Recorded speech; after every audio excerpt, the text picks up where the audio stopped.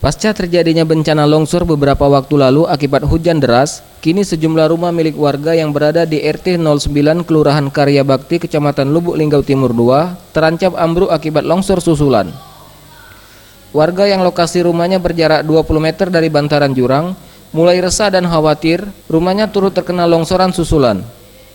Mengingat beberapa waktu lalu, bagian dapur dengan luas 4 x 10 meter, rumah milik Ilyas ikut tergerus dan ambruk.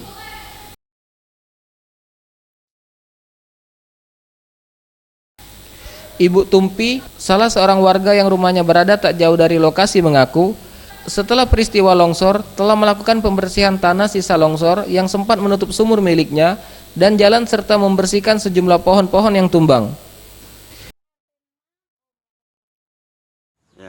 Hujan besar pagi tuh. Hujan besar. Nah, aku bangun dari subuh. Nah, bangun dari subuh ini nak ke belakang nih hawanya takut. Dem itu tuh ngapola aku nih lah nak ke belakang jam 6 kurang 5 menit tuh nak mandi, nak nyuci piring dikit pikiran nih. Nah, jadi buka pintu sini. Gorok cek itu pikiran aku apa ya apa petir apa ndak tahu batu besar tuh gelundung tuh nah depan pintu. Nah.